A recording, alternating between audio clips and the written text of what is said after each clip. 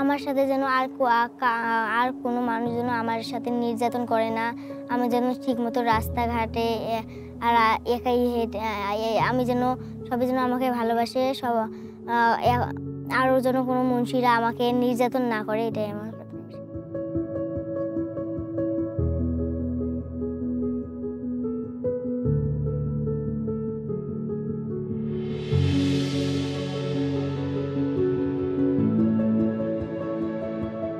তারপর আমি যদি স্কুলে আমার বান্ধবীর সাথে বসতে চাই, তারা আমার সাথে বসতে দেয় না, খেলতে নেয় না।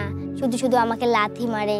সু আ আ বলে যে, "তুমি খ্রিস্টান, তুমি এই ধর্মে ফিরে আসো। তারপর আমরা তোকে খেলায় নেব, তোমার সাথে বসবো, তোমার সাথে ভালো ব্যবহার করব।" আমি স্কুলে যাই ২ কিলোমিটার রাস্তায় একাই হেঁটে যাই। আমি যদি কোনো অটোতে বা রিক্সাতে চড়ি, তারা আমাকে নেয় না। খ্রিস্টান বলে গালিগালাজ করে। যদি কোনো মুন্সিরা আসে বলে, একে নিয়েছো কেন? এ তো খ্রিস্টিয়ান, একে নেওয়া যাবে না।"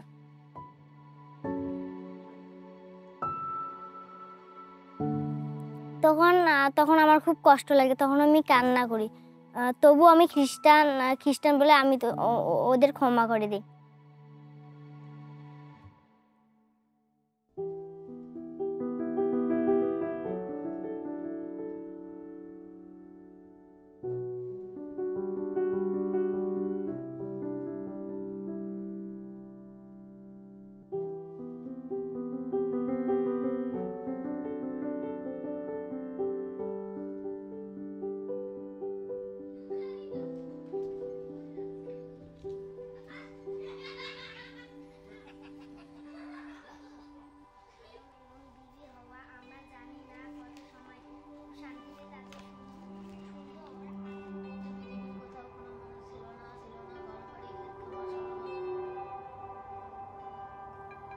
আমার মা সানডে স্কুল প্রচার করে, আমার মা সানডে স্কুল করে, আমার বাবা প্রচার করে। এটা আমাকে খুব ভালো লাগে।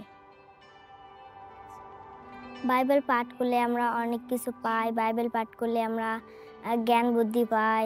বাইবেল পাঠ করলে আমাদের অনেক ভালো লাগে। আ আ প্রার্থনা করি, ১০১টি গল্প বই পড়ি। আমরা বড়দিনে যখন সবাই মিলে একত্রিত হই, যখন আমরা নাচি, গাই, খাই, কেক কাটি, তখন আমাদের খুব ভালো লাগে। যিশু আমার পাপের জন্য যে জন্মগ্রহণ করেছেন।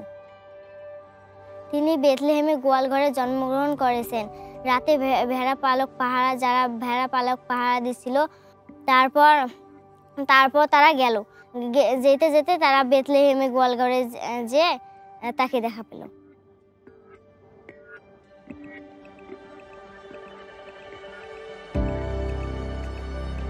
যিশুর জন্মদিনের জন্য আমরা কেক কাটি। সেই কেক আমরা খাই। অনেক মজা করে সেই কেক আমরা খাই।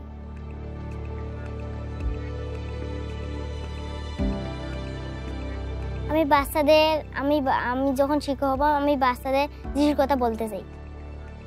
এটাই আমার বড় শিক্ষক হওয়ার আশা। যারা আমার সাথে খারাপ ব্যবহার করে, বাজে কথা বলে, যারা আমাকে ভালোবাসে না, ঘৃণা করে, তাদের আমি ক্ষমা করে দিই। কারণ যিশু আমাকে ক্ষমা করেছেন।